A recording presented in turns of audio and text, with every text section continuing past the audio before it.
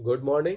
मैं Rajeev Dubey, department of history, intermediate, Jamshedpur cooperative college, Jamshedpur.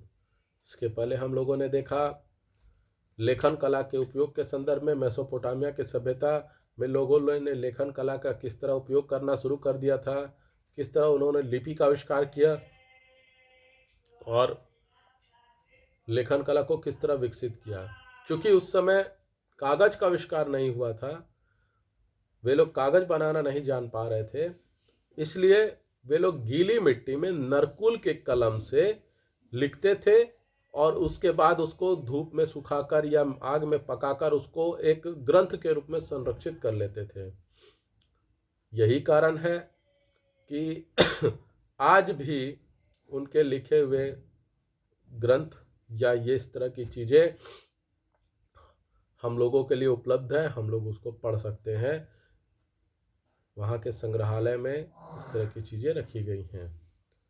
अगर ये कागज होता तो निश्चित रूप से नष्ट हो गया होता।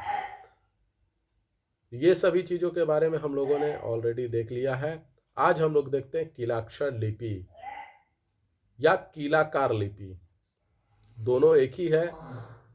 कभी कभी एग्जाम में कीलाकार लिपि पूछ देता है, मेसोपोटामिया में कीलाकार लिपि क्या थी या कीलाकार लिपि किस सभ्यता की देन है।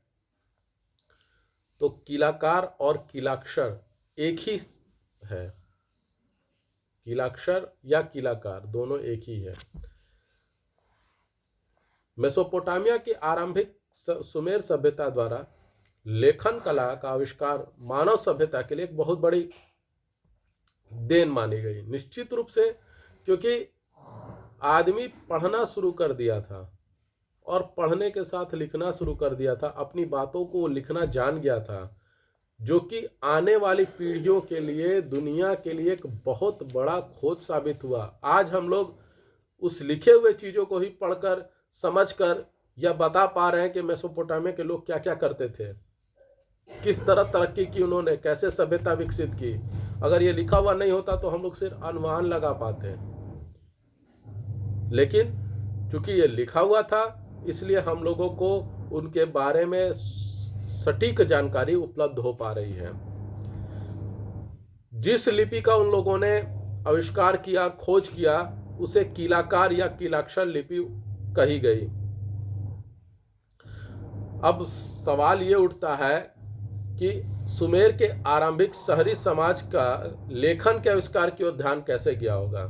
क्योंकि उस समय तो नया नया सभ्यता विकसित हो रही थी, समाज विकसित हो रहा था, तो लोग भोजन, रहन सहन, कैसे रहना है, कैसे और नई नई चीज़ों के बारे में सोचना है, उन सब चीज़ों के बारे में सोच रहे थे। लिखना पढ़ना तो सोचे ही नहीं थे। पहले तो जीवन यापन करना है, भोजन करना है, पशुपालन है, खेती है, तो नदी से नहर निकाल कर कैसे खेती को करना है, घर बनाना है, ये सब चीज़ों के बारे में उन लोगों की प्राथमिकता रही है। लेकिन लेखन कला के बारे में जब ये आता है कि खोज कैसे की हो गई, आविष्कार कैसे हुआ होगा, तो चूंकि सुमेरियन सभ्यता में पुजारियों का बहुत महत्व था, पुजारी लोग ही पटेसी या राजा कहे जाते थे, तो यह मंदिरों की आय व्यय का खर्च जो होता था वह पुजारियों को रखना होता था, और यहीं से उन्होंने मिट्टी की पट्टियों पर मिलने वाले पशुओं या दानों की संख्या अंकित करना आरंभ कर दी होगी, और लिखने की कला यहीं से धीरे धीरे शुरू हुई होगी। प्रारंभ से वे वस्तुओं का अंकन चित्रलेखों द्वारा करते थे। यानी शुरुआत में किसी भी वस्तु को मिला, मान लीजिए 4 गायें मिली दान में मंदिर को, तो वो 4 गायें चित्रलेख द्वारा लिख देते थे। 4 गायें यानी 4 गायों का चित्र बना दिए, 4 गायें उनको मिली। उसके बाद में भेड़ें मिली, भेड़ों का चित्र बना लिए तो भेड़ें मिली। अब जैसे तो ये 5 भेड़ें मिली तो 5 बार भेड़ों का चित्र बना दिए तो 5 भेड़ें उन्हें दान में मिली। इस तरह से यह एक, हालांकि यह जटिल पद्धति थी, क्योंकि चित्र बना बनाकर अंकित करना यह एक जटिल पद्धति थी। तो धीरे धीरे धीरे धीरे विशिष्ट और सरल पद्धति के संकेतों को इजाद किया गया। कोई भी चीज़ शुरू होती है तो कठिन होती है, फिर धीरे धीरे धीरे धीरे उसका अभ्यास करते करते वो चीज़ें आसान हो जाती है। यही चीज़ें उस समय शुरुआत में लिपि का इजाद करने में, आविष्कार करने में और लेखन की कला को विकसित करने में हुआ। वस्तुओं के बोध तो संकेतों से हो सकता है, मगर अपने भाव को कैसे व्यक्त करें। मान लीजिए अब सामान लिया तो वो तो हम लोग संकेत से कर सकते हैं कि 4 बार चित्र बना दिया यानी 4 चीजें मिली, 2 बार बना दिया 2 चीजें मिली, परंतु मैं क्या कहना चाहता हूं, आप क्या कहना चाहते हैं, लोग क्या कहना चाहते हैं, ये कैसे बताएंगे। इसके भाव को कैसे व्यक्त किया जाए, इस बारे में समस्या उस समय के समाज के सामने आई। और अब इन्होंने वस्तुओं के साथ साथ विचारों, नामों और शब्दों के लिए भी विशिष्ट संकेतों का इजाद कर लिया। यानी आपका नाम क्या है, मेरा नाम क्या है, इनको कैसे हम आप एक दूसरे को बुलाएं, लिख लें, विचार, अपने विचार कैसे हम व्यक्त करें, शब्द किस शब्द का प्रयोग करें, इसके लिए भी उन लोगों ने एक विशिष्ट संकेत का इजाद कर लिया। आज मोबाइल वगैरह में हम लोग देखते हैं मीम्स या इमोजी जिसको बोलते हैं, ऐसे चिन्ह बना दिए तो बहुत बढ़िया है, अरे टॉप क्लास का है। ताली बजाने, हम लोग पहले ताली बजाते थे, ताली बजाने का इमोजी आता है, रोने का, हंसने का, कई तरह की इमोजी आ गई हैं। ये सभी भाव हमारे भाव को प्रकट करती हैं। हम खुश हैं तो खुश होने वाला एक हंसता हुआ चेहरा का छोटा सा इमोजी दिख गया, हम दुखी हैं तो आंख से आंसू बहता हुआ दिख गया, और ज़्यादा थोड़ा सा दुखी हैं तो एकदम चेहरा उतरा हुआ। ये सभी चीज़ें भाव चित्रात्मक थी, और ये कभी कभी मुझे किलाकारी लिपि की याद दिलाती है, क्योंकि उस लिपि में भी इसी तरह के चित्र बने हुए थे और भाव चित्रात्मक थे। 2 चित्रों को एक साथ बनाकर वे भाव व्यक्त करने लगे, जिन्हें भावचित्र कहा गया। दासियां पर्वतीय क्षेत्र से लाई जाती थी, यानी जो दासी होती थी, चूंकि उस समय दास प्रथा प्रचलित थी और दासियां होती थी वो पर्वतीय क्षेत्र से लाती थी। तो अगर उसको कैसे, वो दासी है उसको कैसे चिन्हित करेंगे, तो स्त्री के साथ में पर्वत का चित्र बना देंगे तो ये पता चल जाएगा कि वह स्त्री दासी है।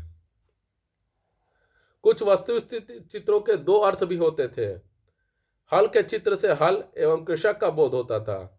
अब जैसे हल है, हल का चित्र बना देंगे तो एक तो हल समझ में आएगा और दूसरा किसान, क्योंकि हल का प्रयोग तो किसान ही करता है, कृषक ही करता है। तो ये 2 चीजें अलग अलग तरीकों से किसी चीज के 2 मतलब भी समझ में आने लगे। सूर्य का चित्र, सूर्य का चित्र बना देंगे तो सूर्य तो समझ में आएगा कि ये सूर्य है। दूसरा दिन, अभी दिन का समय था या उस समय जो भी काम हुआ होगा वो दिन के समय हुआ होगा। ये 2 चीजें जो है ये इस तरह के भी चीजें दिखने लगी। सुमेरियन लिपि जो थी वो दाएं से बाएं की ओर लिखी जाती थी, दाएं से बाएं की ओर।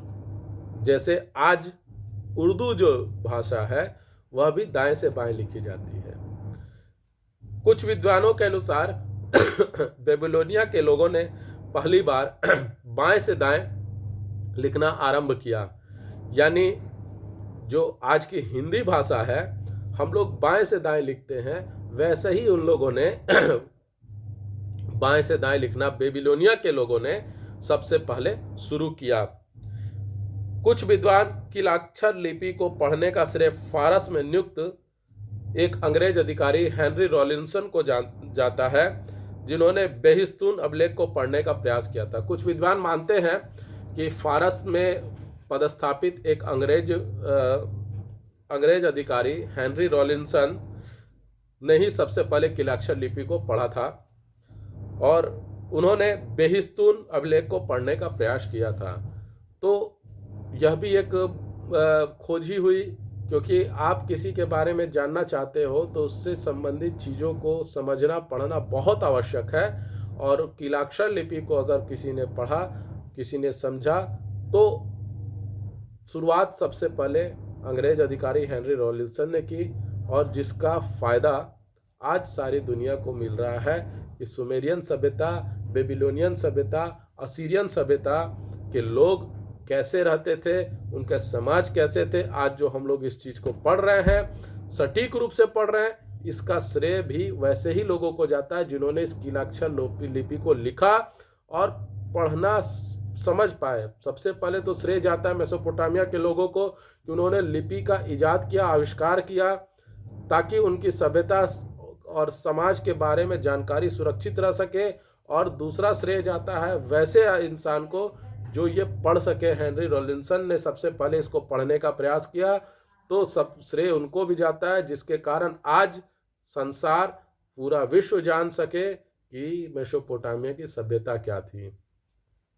तो इस तरह से हम लोग अगर देखें, निष्कर्ष के रूप में देखें, तो मेसोपोटामिया के लोग लेखन कला के आविष्कार के बाद पहचानने, जानने और समझने में बहुत महत्वपूर्ण भूमिका निभाई गई।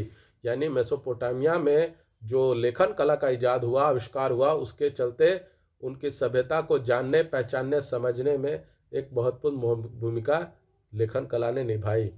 तो आपको ये वीडियो कैसा लगा? लाइक करें, कमेंट करें, शेयर करें, ज़्यादा से ज़्यादा मात्रा में सब्सक्राइब करें। घर पे रहें, सुरक्षित रहें। धन्यवाद।